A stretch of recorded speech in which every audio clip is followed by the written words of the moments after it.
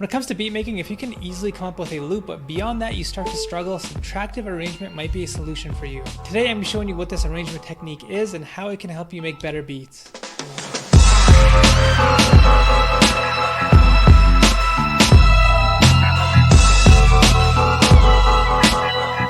If you're like me and you're someone that works in bursts, using this method of arrangement might be beneficial to you in actually making a complete beat. When I first started making beats, what I would typically do is come up with just enough for a main loop in the beat, and then I would switch over to arrangement mode, start pasting my different patterns down. Then when I need to create more layers, let's say for example in the hook or maybe for the intro, I would then start to struggle. Eventually what I did was I tried a different process, this process called subtractive arrangement, and I found I had a lot easier time coming up with a complete beat. So let me show you what I mean. I'm going to quickly make a beat here.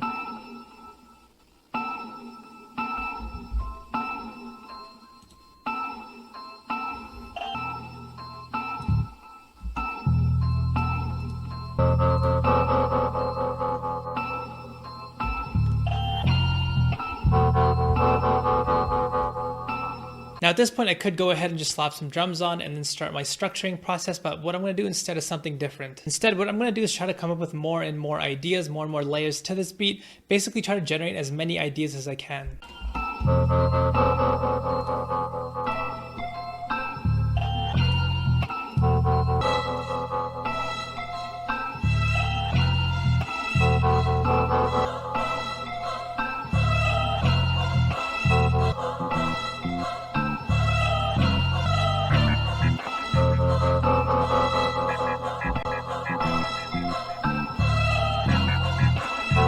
Even now as it is, this beat just has a lot going on in it. It's pretty dense, but I'm going to try to keep pushing more and more, try to generate as many ideas as I can.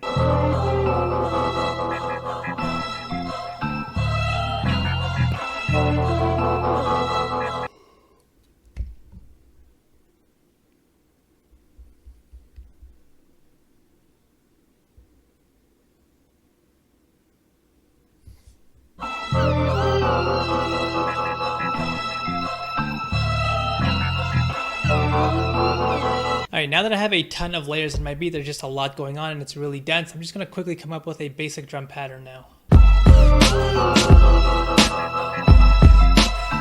Alright, now that I have a ton of layers and ideas in my beat, arranging is going to become a lot easier by using subtractive arrangement. What I'm going to do is go into the pattern section up here and go to split by channel. And now when I go into the playlist, you guys can see every single sound has its own pattern.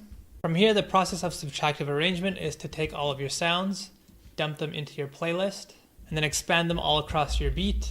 And now the name of the game becomes removing the different layers, taking away things from your arrangement in order to come up with whatever sequence that you happen to be working on. The idea being that you want the minimum amount of layers needed in your arrangement. So let's say for example this beginning section here, I want this to be the verse. What I'm trying to do is take away as much as I can and have this section still sound good.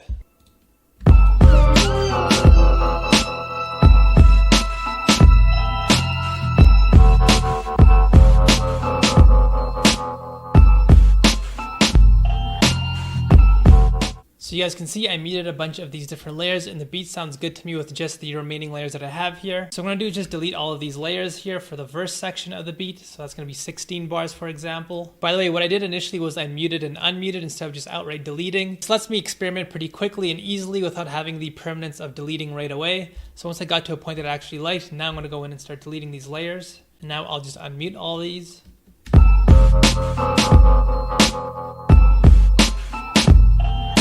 Alright, so having just these sounds for the verse is sounding pretty good to me so far. Now onto the hook. Typically a hook is going to have a lot of the same components as the verse, but just additional layers on top. So I'm going to go in and see if I can remove some of these additional layers that are still remaining here. Again, just to see what I can get away with. We know that the hook section should be bigger, but it doesn't need to involve every single one of these sounds.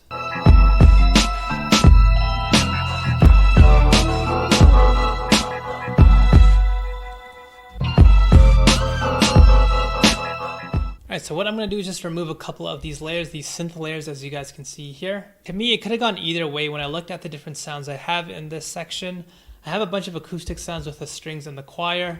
I also have a bunch of synth sounds. So I could either go very synthy for the hook, or I could keep it very acousticy and have just the acoustic sounds remain. In this example, I just happened to choose the acoustic sound just because I like the way they sounded. But what I can do is take those synth sounds that I didn't use in this section and use them later on in the beat. If, for example, after the hook, I wanted to create a bridge, typically a bridge is going to be a lot more minimal. So what I'm going to do is take away a lot of these sounds that appeared in the hook. I'm also going to remove a lot of the drums for the bridge as well. But what I'm going to do instead is keep those synths that I didn't use in the hook. So this is why subtractive arrangement is so powerful. You already have all these different ideas at your disposal, and you can easily switch out different ideas pretty quickly instead of having to make them on the spot every single time.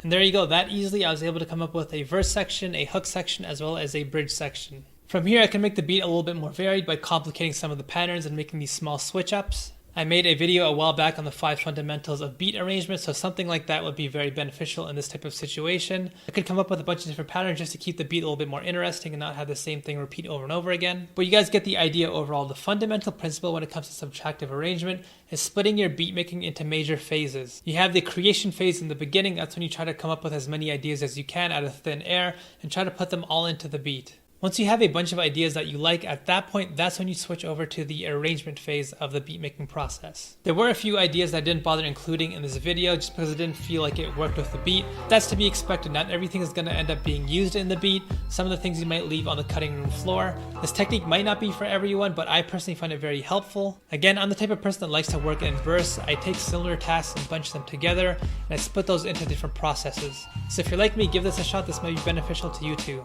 As always, guys, if you found this video helpful, please do like and subscribe. My free jump kit is available in the description box below, and I will see you guys next Tuesday.